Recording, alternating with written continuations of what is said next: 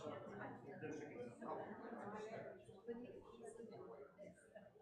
perfect.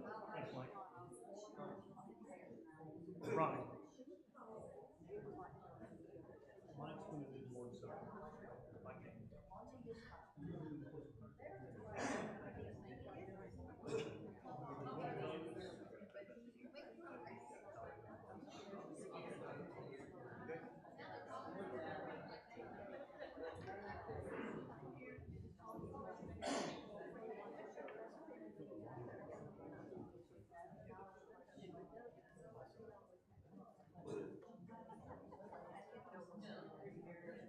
We're finally ready to get started this evening. Glad you could join us to be a part of our worship here at Berea this Sunday evening. Our first song will be "I Will Sing of My Redeemer."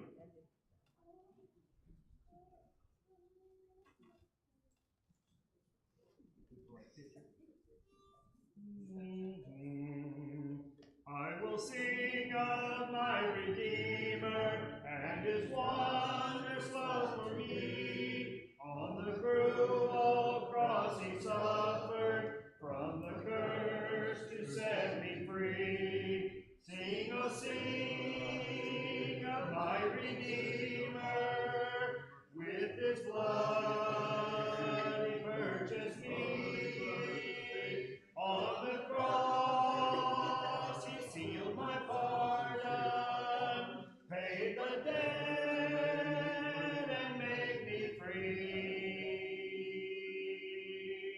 I will tell the wondrous story, how my lost estate to save. In his boundless love and mercy, he the ransom freely gave. Sing, oh sing of my Redeemer, with his blood he purchased me. On the cross he sealed my pardon, paid the debt and made me free. I will sing of my Redeemer and his heavenly love to me. Pray from death to life hath brought me, Son of God, with him to be. Sing, oh sing of my Redeemer, with his blood he purchased me. On the cross he sealed my pardon, paid the debt and made me free. Our next song will be "Fairest Lord Jesus," and after this, Michael Bradley will have our opening prayer.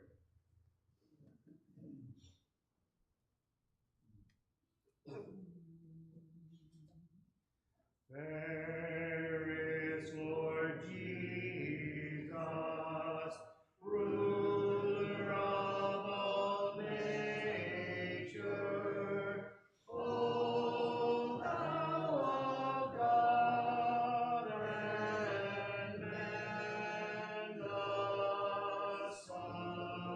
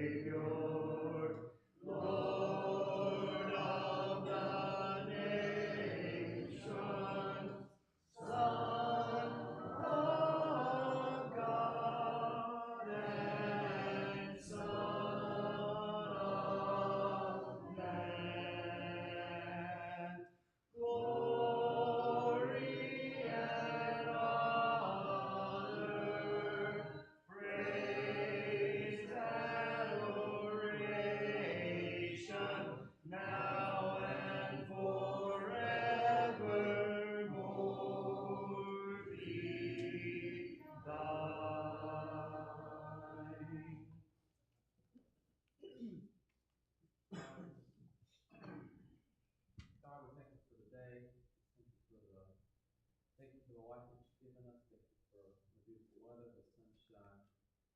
God, thank you for the opportunities you've given us today to be together here as a family, to sing your praises, to worship your name, to learn more about you.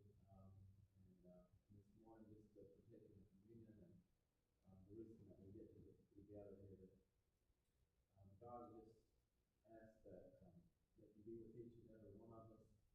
God, we have so many of our own who are sick and shut in, those who are grieving loss, those who are not doing well, that are just really struggling. God, we pray that you be with them, that you keep them safe and protected, that you give them the healing that they need. And God, if there's any encouragement that we can give our family, we pray that you show us how we can do that, that we can send a card, say a prayer, just do something to lift their spirits. I would just also that you pray that you be with us throughout this week, that we can tell others the good news of the gospel, that your son came, lived, and died for our sins, and that truly is good news. I would pray that we never be afraid to tell them. God, we just thank you for all the things that you do for us, especially your son who came and lived and died so we can be forgiven, that we can have a home in heaven with you one day. God, we thank you for letting me do. In Jesus' name, amen.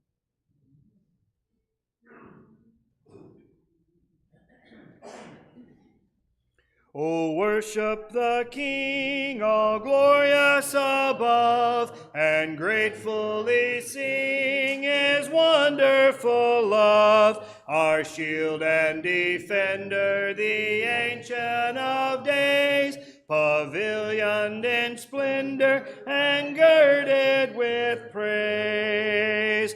Thy bountiful care, what tongue can recite? It breathes in the air, it shines in the light. It streams from the hills, it descends to the plain, and sweetly distills in the dew and the rain. Frail children of dust and feeble as frail, in thee do we trust, nor find thee to fail. Thy mercies how tender, how firm to the end, our Maker, Defender, Redeemer, and Friend. For Kevin's lesson, I will sing the wondrous story. And after we sing this song, I'm going to mix things up a little bit. After we sing this song, we'll dismiss our high school age children and down to class. If you would, please stand as we sing.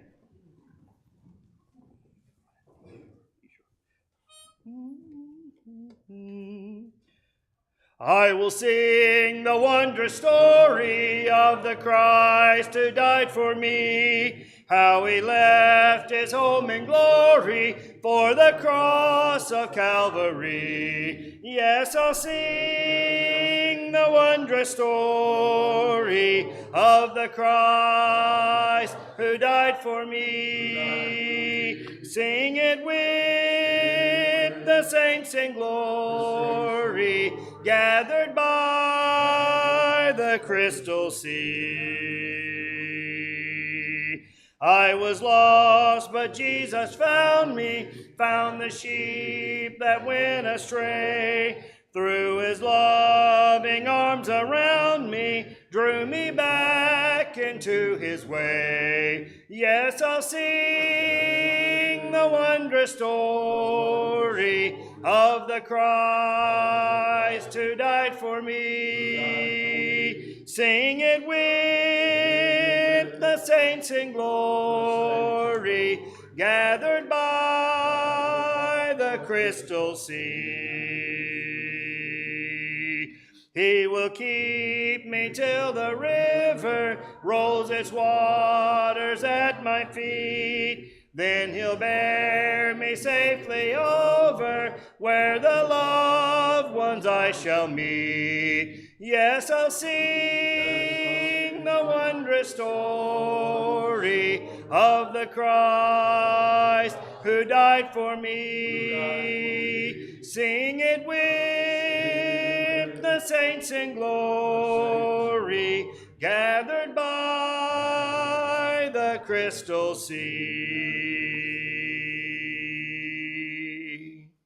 Be seated, please.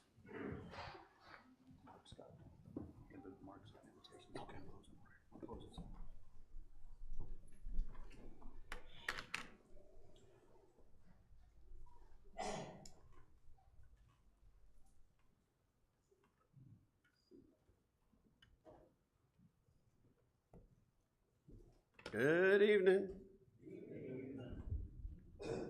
Ronnie, I got number 1.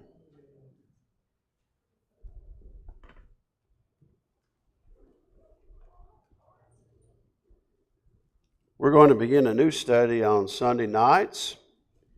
We're going to be looking at the book of Ecclesiastes. Ecclesiastes is a thought-provoking book, one that sheds a lot of light on the meaning of life, the purpose of life. And to me, it's kind of a shocking book because Solomon, we believe, is the author. And when you read the book of Ecclesiastes, what doesn't jive with what you know about Solomon? What is Solomon known for? Wisdom. Wiser than anyone who had lived. And yet, in spite of this increased supply of wisdom, Solomon did some unwise things in his life. And we'll talk about some of that during the course of our lesson. I've entitled our lessons under the theme of finding meaning and purpose to life. Do you think that that's a struggle for our world today? People finding meaning and purpose? It's been a struggle throughout mankind. It was a struggle during the times of Solomon. And we'll talk more about that as we continue our lesson.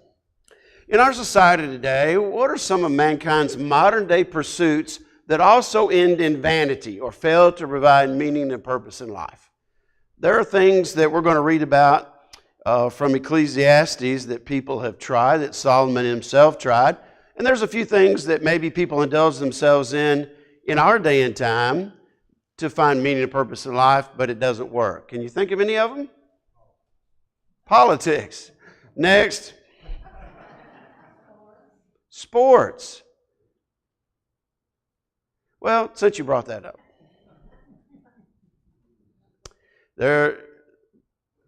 I just have great joy following the Vols. I follow the Vols in every sport: football, basketball, baseball, softball, many of their teams. And it can be a very wholesome thing, a very wonderful thing. But do you think there are people that have gone a little overboard? Do what? Well, you can look back there. It's orange back there. I got no idea about that one. All right? Just in case we didn't want to leave anybody out. Yeah, I wish to goodness that Curry was here tonight. But anyway. Do people go overboard with being addicted to sports and allowing it to become their god or their idol or their gives them all their meaning in life? I've heard people say that at the end of football season, I don't know what I'm going to do now. You know, not just, the number one sport in the media today is what? Pro football. The NFL is the biggest money maker in sports in the history of the world. Okay, it's number one. Just to follow that up a little bit, how many of you, without saying anything out loud, how many of you know who he is? 1, 2, 3. Nobody? Who is that? He was the quarterback for the Minnesota Vikings. He just signed a new contract, 4 years for $100 million to be quarterback for the Atlanta Falcons. Okay?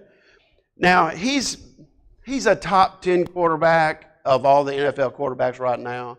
You know Patrick Mahomes. You may have heard some others. But he's not one of the top quarterbacks in the league. You think, Matt? I don't think so. But anybody want to guess how much money he's made in his career? of mediocre football. I mean, he's good, but he's not great. He may not make it to the Hall of Fame. Anybody want to guess? I'd like to guess. Can you click that, Ronnie? Ronnie, please click it. Is Ronnie up there? This is going to be a quick lesson tonight. $281.5 million he's already collected. 281. There we go. $281.5 million. Okay? Can you? I don't have any. All right. So if we look at 281.5 million, Sherry, would you run and get me some batteries? Maybe my batteries have died. They are AAA. Okay? So the average, the average worker in the U.S. in 2024 makes an average salary of $63,795. Okay? Now, how long would you have to work making $63,795 annually to earn $281.5 million? Now, I'm going to tell you, I did the math. I'm not good at math. It freaked my mind out. I'm not sure it's right, but I did it like 10 times. It's the same number. It freaks me out. Just if you want to calculate while I'm changing batteries, that'd be great. I hope this is it. Thank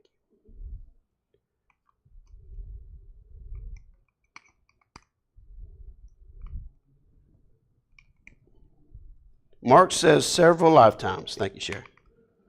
Let's see if that does the trick here.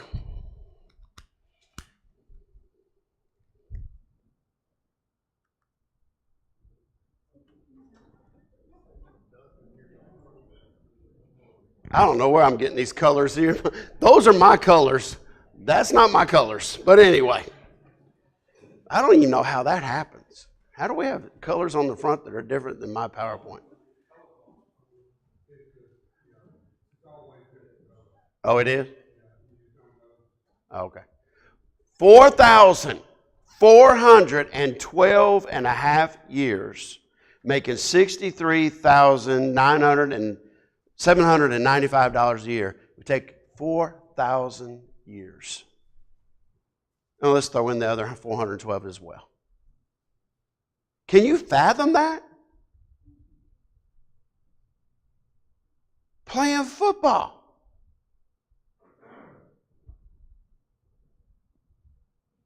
What does that say about our society today? Our priorities are skewed. What else? You remember what I just said a while ago? What has sports become to many Americans? They're God. They're God. Now, I want to tell you before we go any further that Kirk Cousins is a believer. He's a Christian. He's a great guy, wonderful guy. He does so much in his community to help. He's done wonderful things and donated a lot of his money. So I don't want you to think that just because he's made all that he's a terrible person. That's not true. Abraham was one of the richest people in the Scriptures. He was a wonderful man of God. It's not money that corrupts, but I'm just telling you that if you think that that's okay, that that's acceptable, you and I disagree. I think that's ludicrous. I think that's insane that a guy makes that much money throwing a football around for 13, 14 years. So now we go to Ecclesiastes. Because the problem, the core question that we're answering tonight is one that Solomon struggled with, finding meaning and value, purpose in life. Our key word for the book in some translations is the word vanity. Vanity of vanities. All is vanity.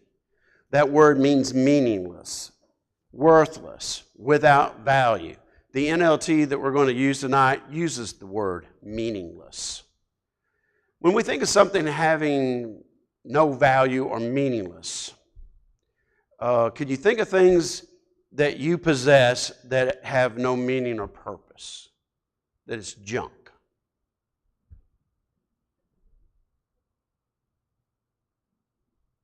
Or you can say, we all got it.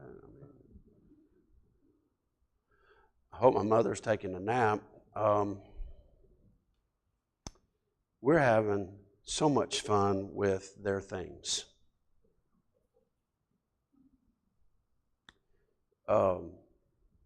67 years of life, married. I'm just telling you, it's unbelievable stuff. And I will tell you, I'm not a materialistic person, so much of this stuff that I'm seeing, I consider junk. Right? But, I can go grab something, and my mother has a story about it. She goes, oh, don't do anything with that because da-da-da-da-da-da-da-da-da-da-da-da. Okay. But there are some things that I think we could conclude together that some things just doesn't have any intrinsic value. There's really nothing that worthwhile about it. Okay? And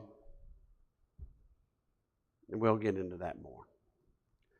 The theme of Ecclesiastes is that life apart from God has no meaning. Can you see that in our world today? Do you see people that are lost? And I don't mean lost from a spiritual sense, separated from God, doomed to an eternity, away from God. I'm just thinking about lost as no direction, no purpose.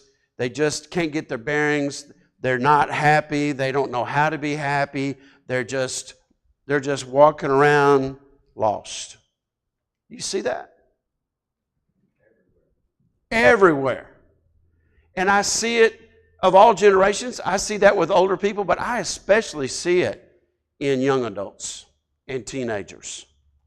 That they just seem lost. They can't get their bearings. They can't figure out what to do with their life.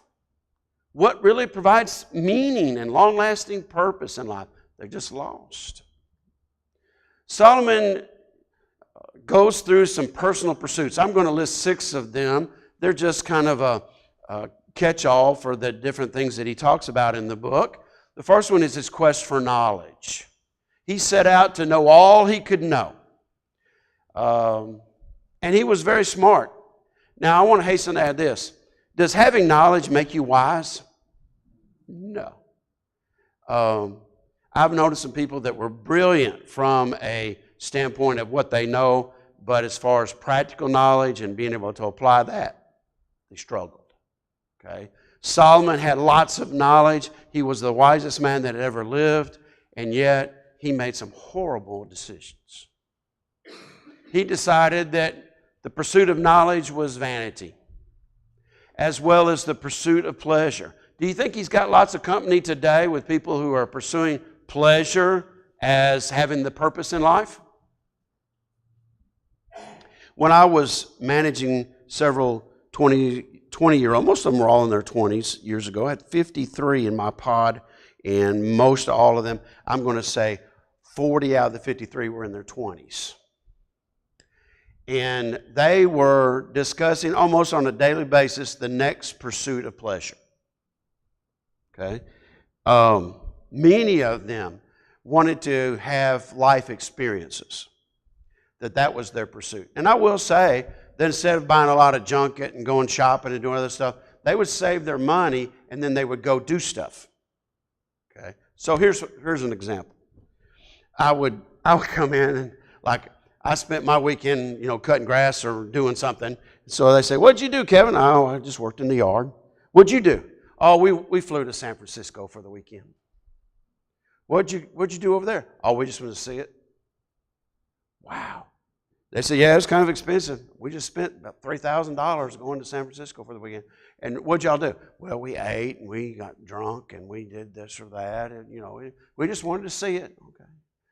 Next month we're going to New York, or next month we're going to Los Angeles, or next month we're going to this." And they would just fly all over the world every weekend as often as they could to experience something. And they would go on trips. They would go, "Where are you going on your vacation there?" "Well, I hope we can get to go to the beach or do something like that." "Where are you going?" "We're going to Peru." or we're going to, wherever. We're going to go scale a volcano and, wherever. And I'm like, whoa. So what I'm saying to you is Solomon had a lot of company. It is a practice that transcends time, that people want to have fun, that they're going to pursue pleasure. And I will suggest to you this. Having fun and going on trips and doing things, there's nothing wrong with it. It can be wonderful. You save up your money and spend your money well and provide for your family, doing other things. It could be a wonderful thing to be doing. But I'm just telling you that if you're trying to find meaning and purpose in life, in travel and going here and doing that, you'll find yourself doing this, planning, looking forward. And you go on a weekend and spend $3,000. You come back, you're like, I'm so sad. Why are you sad? Because it's over. It's done. I experienced that on vacation. Don't you? You look forward to it, and then you're on your way home, you're like, wow, that was fast. Foolish living. Just no care, a carefree, just do whatever you want to do, no purpose, just whatever. What do you want to do today? Oh, I don't know, let's do this. And that's how he lived his life for a while. And what did he come to the conclusion with? It's all vanity. Work. I would tell you that when I was a kid growing up, I knew of people that found their meaning and value and purpose in their jobs. People worked hard, and their job meant everything to them. They got a great retirement and worked all their life, but that's where they found their identity. What happens if you get laid off and your job is your identity? You're lost, right?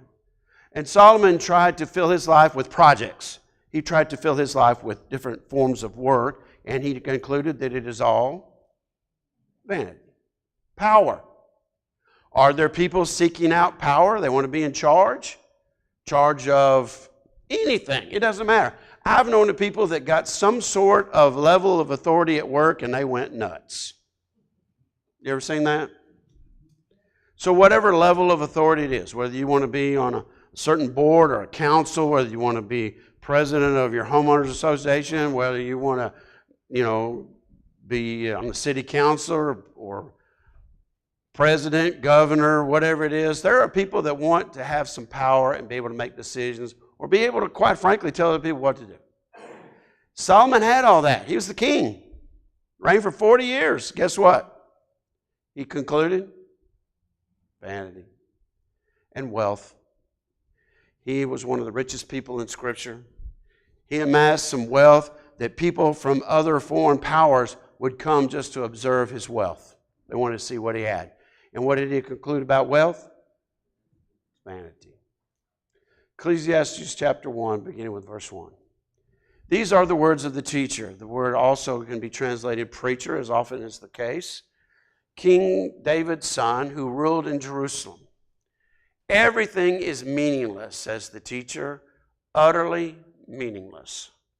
So when we go back and we look at his different pursuits, different categories that you could experience in life, as he experienced one of them, he came to the conclusion that all of life is without meaning and purpose. That everything that he pursued on his own brought no satisfaction, brought him no joy, brought him no meaning to life.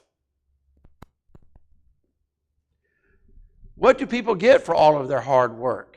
Generations come and go, but nothing really changes. The sun rises and sets and hurries around to rise again. I'll pause there for a minute because I think there's an extent to which life does become somewhat mundane, somewhat scheduled, somewhat similar day in and day out. How many of you have pretty much the same schedule every day? You know what time you're going to get up tomorrow? Wow, some of y'all got a great line. Yeah, I'll be honest with you, Delaney will tell you, I don't even set my alarm. I just wake up. Sometimes I'm up and working at 3:30 in the morning, 4 o'clock in the morning, 4:30. If I'm really, really tired, I might sleep to 6 or 6:30 or something like that. I just get up, and when I wake up, it's time to get up because I can't just lay there. I mean, there's nothing going to happen. So I find myself closing all the doors and going to the other side of the house and getting the coffee going, and sometimes I'll set up my computer and do stuff or do other things. But I just want you to know that sometimes life gets away from you. That you do this, do that, you got this schedule, got that schedule. My schedule this week is really full. I got a lot going on. And it will be just like that, and I'll be standing here before you next Sunday night and like, wow, that was a quick week. You ever had that experience? And then sometimes, goodness, y'all, this is April. It just seemed like we had New Year's yesterday, right? And Solomon acknowledges that. He says, generations come and go, nothing really changes. The sun rises, the sun sets. Life is a cycle. It keeps on going. And the older you are, the faster it's moving on, right? And he says, nothing seems to change. But man, I tell you what, he's basically saying life gets away from you. The wind blows south and north, here and there, twisting back and forth, getting nowhere. The rivers run into the sea, but the sea's never full. Then the water returns back in to the rivers and flows again to the sea. Secular. Water is secular. Okay? We have rain, we have evaporation, we have condensation, we have things that the ponds fill up, the ponds dry up, the rivers roll, and the seas. But everything's still the same. What's he trying to say?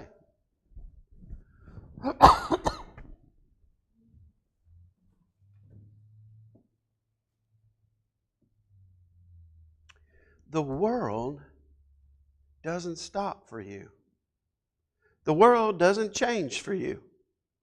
When you and I die, if the Lord tarries, the world is going to continue on in this cycle of life that's been ongoing since God put it in motion. The wind's going to keep doing what the wind's been doing. The rain's going to keep doing what the rain's been doing. The sun's going to keep doing what the sun's been doing. Everything will go on. It will be, in one sense, like you never even lived. That's what Solomon realizes. I mentioned this before. Down in Raven Springs, Arkansas, out in the middle of the boondocks, is my grandmother Honeycutt and grandfather Honeycutt's cemetery, and there are a lot of relatives out there. Back in the day when people died, they didn't have the monument companies that were close by.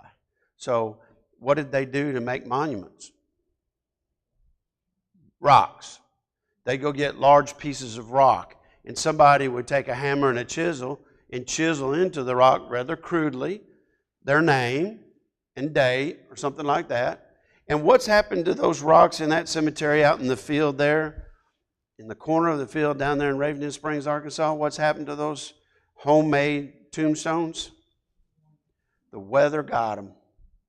The wind, the rain, the snow, the heat, the cold, all of it has weathered those stones to the extent that, as far as I know, there are some of my relatives buried there. We have no idea who they are.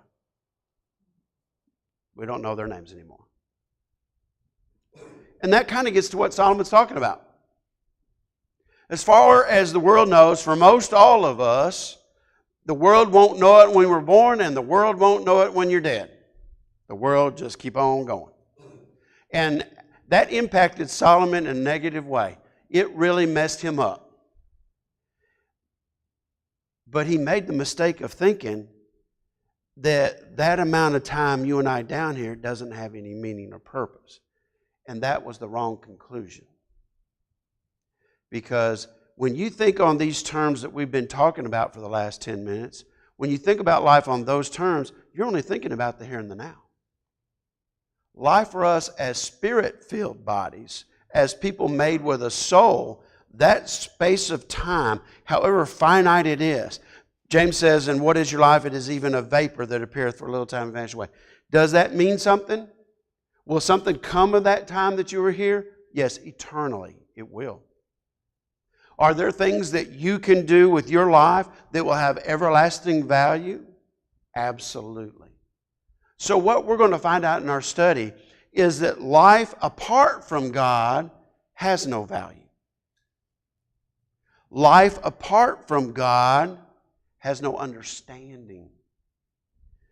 So in my opportunities to talk to young people that I worked with or that I helped manage, in my talking with them and trying to convey to them a spirit-driven life with a spiritual dimension to it, they look at me like I'm speaking a foreign language. Doesn't make any sense. They think it is a tremendous waste of time to go to church. They think it's a tremendous waste of time to live a godly, moral life. They think that's boring. They think that's sad. They think that that's wasting life. They think the antithesis of everything that we think. They think that value and meaning and purpose is found in experiences and fun and accumulating this and accumulating that. But what are they going to find out in the end if that's been the existence of their life, the essence of life? What are they going to find out? Same thing Solomon figured out. At the end of their life, I don't care if they live to be 100, what will they have found out? It means nothing. Everything is so weary and tiresome, Solomon says. No matter how much we see, we're never satisfied. No matter how much we hear, we're not content. History merely repeats itself. It has all been done before. Nothing under the sun is truly new. There is nothing new under the sun. Now, he's not saying that there's not going to be inventions, there's not going to be anything. I think Solomon would have been intrigued at a automobile. Do you think he'd have been intrigued at that? You think Paul would have liked to got on a motorboat instead of a sailboat? I think he'd have been having a good time on a houseboat. There's inventions that we have. What does this mean, that there's nothing new under the sun? What does that mean? Because there are new things under the sun. What does it mean? History repeats itself. And though we may have new inventions under things, the essence of life doesn't change. The way that people spend their life really doesn't change. Their toys may be different, but why they do what they do and how it all turns out is the same with all humans. Okay? Verse 9 says, history merely repeats itself. It has all been done before, and nothing is new under the sun. How can you point to that is new? How do you know it didn't already exist long ago? And I will say that, we found out from an archaeological standpoint, sometimes we think that we live in the most sophisticated society, but sometimes we find out things that we thought that we were only privy to that people thousands of years ago knew or used or did something with or had access to, that we weren't quite as sophisticated or smart as we think we are. And I will hasten to add this. I think that our stuff complicates our lives. I have heard recently some people who are fairly wealthy and who have had a great career, a great life. You just look at their life and you think, well, they've done it well. And you know what they say to me? They are envious of the Amish. What does that mean? What does that mean? Someone who has all this wealth, has a beautiful home, has multiple cars or trucks, and has accumulated all these things and experienced all of these life experiences and gone all over the world, and they say, really, I kind of envy the Amish. What does that mean? Their life is cluttered. Their life is cluttered. But we see their life is simpler than ours. Yeah, I would say the person that said that told me that, their life is very complex, very stressed out. They just are wearisome. They're tired. They don't know if they can keep it all up, type of thing. And he perceives that the Amish pretty much live day to day, have simple things, live nice, but very simple. And he doesn't think Amish probably get too stressed out. I don't know about that, but I understand what he was trying to say. Isn't there a little bit of that's what Solomon's talking about here? Why we don't remember what happened in those former times, and the future generations, no one remember what we're doing now. I see that just in my lifetime. If you're going to Cracker Barrel, looked up on the wall and said, "What is that?" And there are things there that people use day in and day out many years ago that people have no idea what that was for, but it's very important back in the day. Do you think? It's so funny. I ask my kids if they know what an 8-track tape is. They got no clue. And they think that vinyl records are new. They think that's awesome. I said, y'all going to get tired of that. You scratch them albums up, you're all going to be messed up. They think that's great. Let me tell you something. When I was first out of college and I was a youth minister, associate minister in Virginia, they told me that I would help do weddings and that I was doing the music. Well, they would hand me albums and they would say, the first song is number 6 on the album. Well, I just had a record player. Have you ever been under the pressure of a wedding to stand there and turn sideways and put that needle down right in the gap between 5 and 6? Whoo, you talk about sweating. And people think that vinyl's some kind of new, awesome thing. I'm like, you can't sell me that for nothing nowadays. And then we thought we were cruising with cassette tapes. Right? You hand my kids a cassette tape and say, you know what this is? They will say, no clue. Right? Do you think that there's going to come a time that what they use now for listening devices or everything like that it's all going to be archaic someday, and they'll look back on that and think, well, that's ancient history. And that's what Solomon says. You think that what you got is so awesome and so new, and this or that, but later on people won't even know anything about it. It'll be a blip on the radar. I, the teacher, was king of Israel, and I lived in Jerusalem. I devoted myself to search for understanding and to explore by wisdom everything done in the world.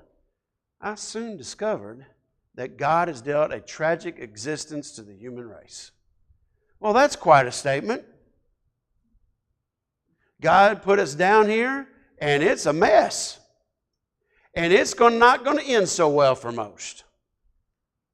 Everything under the sun is meaningless. It's like chasing the wind. What is wrong cannot be righted. What is missing cannot be recovered. Well, think about that for a minute. Have you ever thought that? Have you ever thought about something that you don't like about our world today and say, it's never going to get any better? And what's missing can never be recovered. Are there things about life as we've known it that are changed now that we would like to have back but we can't? I just want to share one simple thing with you. And it's something totally foreign to people today. My oldest daughter has 4 kids, and she has no clue what my life was like growing up. Because I'm going to tell you something. I had a Western Flyer blue bicycle with a big banana seat with, what do we call that bar on the back? A sissy bar? How dare you? Okay? Let me just tell you something. That bike, there is no telling how many miles we'll put on that bike. There are times that we had a speedometer on it, and I got up to 35 miles per hour going down the biggest hill in town. Scared myself to death. But I want to tell you something. I could leave, tell my mama where I was going, and she didn't give it a thought. All right, be careful. Be back by lunch. Be back by such and such time. And we were gone for hours. She did not know where we were. We live in a time. How about some of our mothers with kids at home? When the kids are outside playing, do you keep an eye on them? Got cameras out there for them? We have lost that sense of innocence in our society where children are free and are never going to be hurt or harmed or stolen or hurt in any way, left to themselves playing out in the yard. It could be your own yard. And if you don't keep your eye on them, they could be gone. And isn't that the truth? Yeah, I want that back.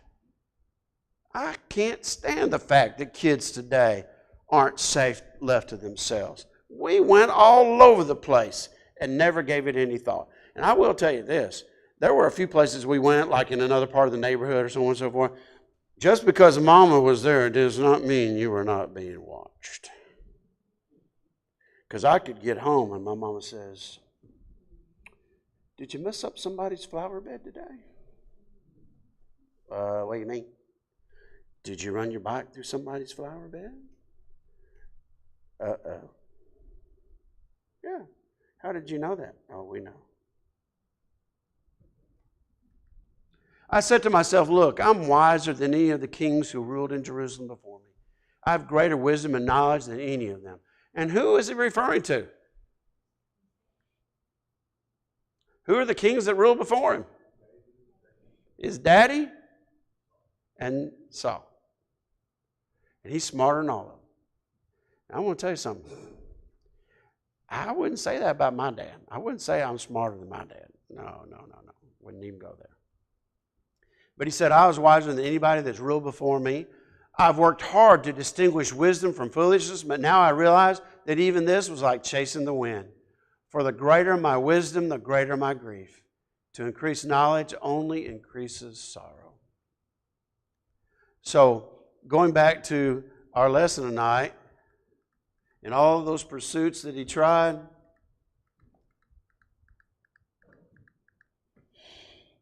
we're going to break them down. He said it's just like chasing the wind. Now, he's going to come to some right conclusions at the end of the book. But the basic gist of the story is this. If you're trying to live your life without God as the anchor of your life, you're going to come up empty. If you're trying to live your life without the precepts of God's Word guiding your life, you're going to be lost. It is God that gives us purpose. It is God that provides direction. It is God that gives us a fulfilling life. And apart from God, we got nothing. So the lesson's yours tonight. I hope that in some way that we will instill in ourselves and generations to come a different perspective about life. I've tried to do that so hard with those young people that I work with, that my life is full and rich and meaningful, and that I have a great life. And I think that they came to understand that and I'll tell you why. Because in everybody's life, things happen that are outside of their control. Things happen that are heartbreaking. Things happen that are crises in life. You know what I noticed?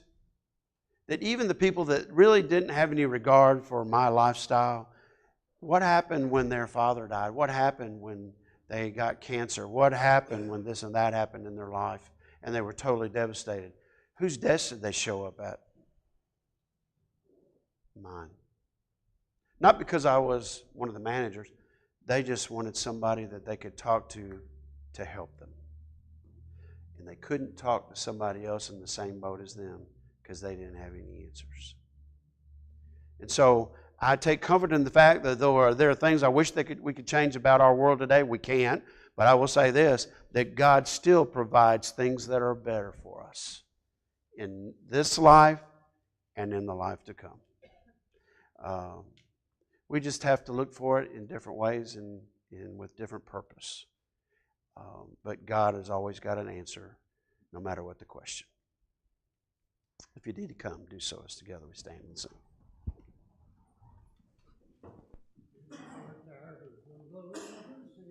Let Jesus come into your heart.